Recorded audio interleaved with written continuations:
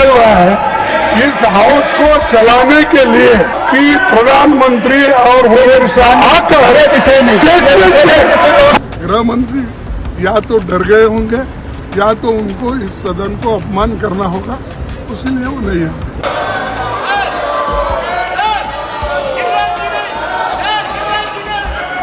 चर्चाओं के लिए इन्हीं चर्चा संवाद से हम देश की जनता का कल्याण कर पाएंगे।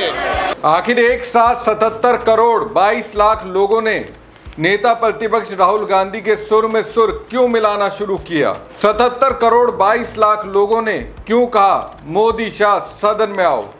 आखिर ये 77 करोड़ 22 लाख लोगों की आवाज कैसे बना इंडिया? इन सवालों के साथ मुझे ऐसा क्यों लगता है दोस्तों, ये सवाल नहीं बल्कि पूरी सच्चाई है, वास्तविकता है। 77 करोड़ 22 लाख लोग राहुल गांधी समेत विपक्षी नेताओं के साथ हैं जो चाहते हैं कि मोदी शाह को संसद में बैठना ही चाहिए। राहुल गांधी और मल्लिकार्जुन खड़गे जैसे दोनों सदनों के नेता पीएम मोदी और गृह मंत्री अमित शाह से जवाब चाहते हैं, उन्हें जवाब देना ही चाहिए। अब सवाल आप लोगों के जहन में उमड़ ये रहा होगा कि आखिर मुझे ऐसा क्यों लगता है। खबर इंटरेस्टिंग है जो मैं बताऊंगा, उसके आधार पर आप समझ जाएंगे ये सरकार 77 करोड़ 22 लाख लोगों की उम्मीदों पर पानी फेर रही है, उन्हें व्यवस्था से पूरी तरह साइड कर रही है। नमस्कार दोस्तों, मैं हूं परवीन सानी। दोस्तों, बीजेपी तो पहले ही एक पूरे धर्म के लोगों को अपनी राजनीति से दूर कर चुकी है। उनका वोट ना तो मोदी जी को चाहिए और ना ही अमित शाह को चाहिए और ना ही बीजेपी के किसी भी नेता को चाहिए। इसके साथ ही आरएसएस को भी नहीं चाहिए।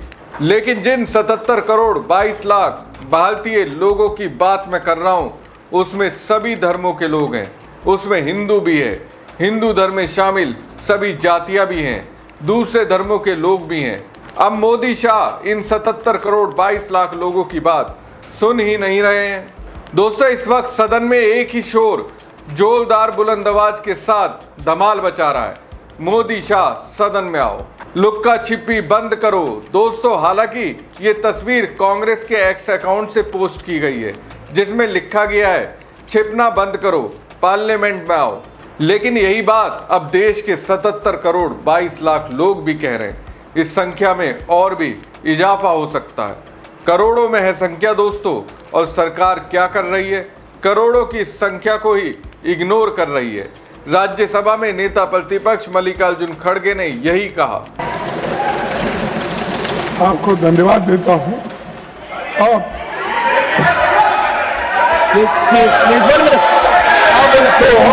मेरी एक ही विनती है, ये जो गड़बड़ी हो रही हाउस में, हाउस जो नहीं चल रहा है, इस हाउस को चलाने के लिए एक ही उपाय है कि प्रधानमंत्री और होम मिनिस्टर आकर हम चर्चा करेंगे। सदन को चलने देने के लिए प्रधानमंत्री नरेंद्र मोदी और गृह मंत्री अमित शाह सदन में आए। हम चर्चा करना चाहते हैं। सदन के बाहर भी विपक्ष यही कह रहा है।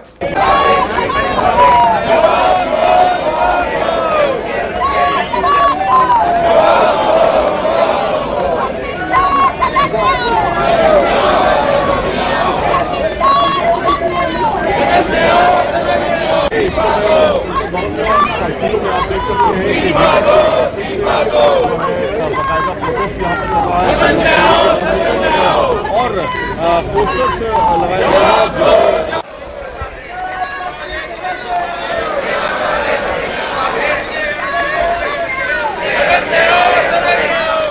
नेता प्रतिपक्ष खड़गे सदन के बाहर यही मांग कर रहे हैं कि हम ये चाहते हैं कि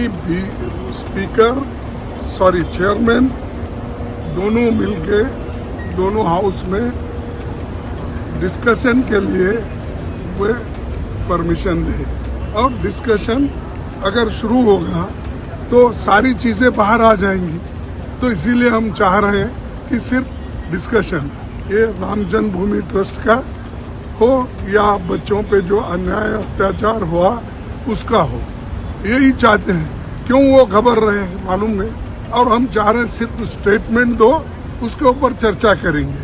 आप अपनी बात रखेंगे, हम हमारी बात रखेंगे। इसमें क्या कौन सी ऐसी बड़ी उनको चिंता की बात है, मुझे समझ में नहीं आ रहा। गृह मंत्री क्यों नहीं आ रहा सर, क्या वजह है कि नहीं, वो आप लोग ही जानते हो। गृह मंत्री या तो डर गए होंगे या तो उनको इस सदन को अपमान करना होगा, इसीलिए वो नहीं आए। दोस्तों, अगर दोनों सदनों की कार्रवाई के दौरान मोदी शाह नहीं दिखते हैं तो सवाल उठेगा ही, क्योंकि इससे पहले पीएम मोदी नहीं दिखते थे लेकिन अमित शाह सदन के अंदर बैठे नजर आते थे।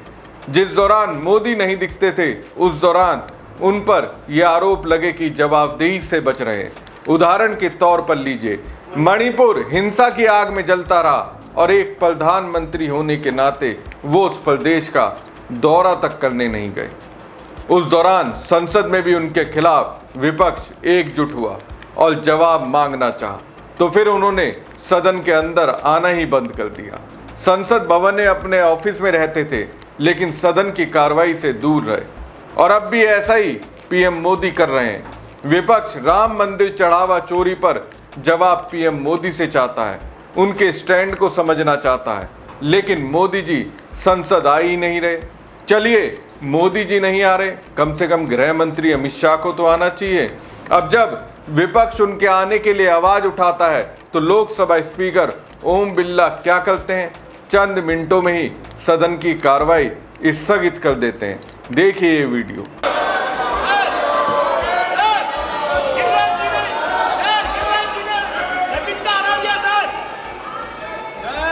माननीय सदस्यगण, मैं आपसे आग्रह करता हूं कि प्रश्नकाल है। मैं बालू जी आपको इजाजत दूंगा, मैं सबको बोलने का अवसर दूंगा, लेकिन प्रश्नकाल के अंदर केवल प्रश्नकाल होता है। और सभी माननीय सदस्यों से मेरा हमेशा आग्रह रहा है कि प्रश्नकाल के अंदर सहयोग करें। माननीय सदस्य प्रश्न पूछता है,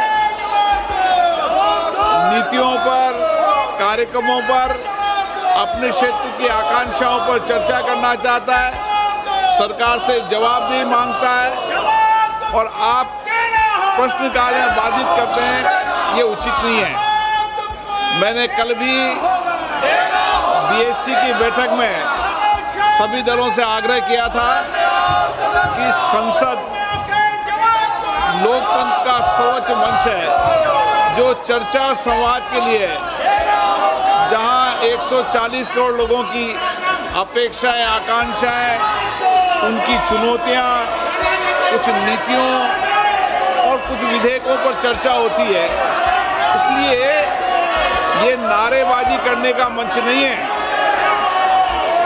तथ्य लेकर आने का मंच नहीं है। लोकतंत्र का सर्वोच्च मंच होने के कारण हम सबकी जिम्मेदारी बन जाती है कि हम सदन में चर्चा करें, संवाद करें, अपनी असहमति व्यक्त करें। लेकिन सदन चर्चाओं के लिए, इन्हीं चर्चा संवाद से हम देश की जनता का कल्याण कर पाएंगे। नारेबाजी और तख्तियों से कांग्रेस समेत पूरा विपक्ष एक ही सवाल कर रहा है, अमित शाह कहां हैं? क्यों नहीं संसद में रहते हुए सदन की कार्रवाई में हिस्सा ले रहे हैं? छात्रों पर लाठीचार्ज को लेकर अपना जवाब कब देंगे? तो लोकसभा स्पीकर ओम बिरला क्या करते हैं? सदन की कार्रवाई स्थगित करने की घोषणा एक झटके में कर देते हैं। और दोस्तों, ये सिलसिला लगातार चलता आ रहा है, जबकि ये संसद और संविधान का अपमान है, क्योंकि संसद को मूर्त रूप ही इसलिए दिया गया है कि जनता के प्रतिनिधियों की आवाज सुनी जाए। अब दोस्तों बताइए, देश के 77 करोड़ 22 लाख लोग सरकार के इस एटीट्यूड से नाराज नहीं होंगे? दोस्तों, एक संसदीय क्षेत्र में अमूमन 25 से 26 लाख की आबादी होती है। उस एक संसदीय क्षेत्र की आबादी को रिप्रेजेंट करता है एक सांसद। अब लोकसभा में एनडीए के करीब 312 सांसद हैं और राज्यसभा में एनडीए के 141 सांसद हैं। वहीं इंडिया ब्लॉक के लोकसभा में 234 सांसद हैं, राज्यसभा में इंडिया ब्लॉक के 63 सांसद हैं। अब दोस्तों चलिए, एनडीए वाले सांसद सत्ता के करीब है, सरकार के खिलाफ नहीं जा सकते तो वो सरकार के मुताबिक चलेंगे। लेकिन विपक्षी सांसद जिनकी संख्या दोनों सदनों को मिलाकर 297 है, इन सांसदों से 26 लाख की आबादी को मल्टीप्लाई किया जाए तो ये संख्या हो जाती है 77 करोड़ 22 लाख। यानी दोस्तों सीधे सीधे ये सरकार 77 करोड़ 22 लाख लोगों को इग्नोर कर रही है। एक तरह से देखा जाए तो करोड़ों लोगों की भावनाओं को चोट ये सरकार पहुंचा रही है। जाहिर सी बात है, ये देखकर करोड़ों लोग गुस्से में तो होंगे। सरकार को समझना चाहिए, एक सांसद अपने संसदीय क्षेत्र का प्रतिनिधित्व करता है।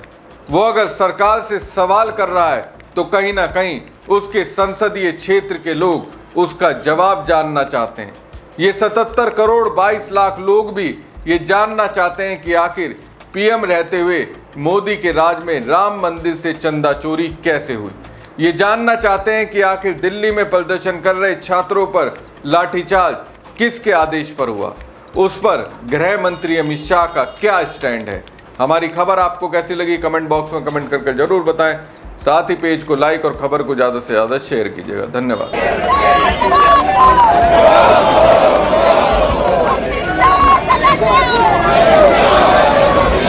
हाउस जो नहीं चल रहा है, इस हाउस को चलाने के लिए कि प्रधानमंत्री और होम मिनिस्टर आकर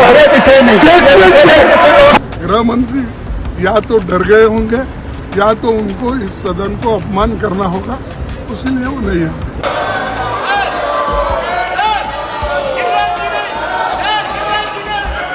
चर्चाओं के लिए, इन्हीं चर्चा संवाद से हम देश की जनता का कल्याण कर पाएंगे।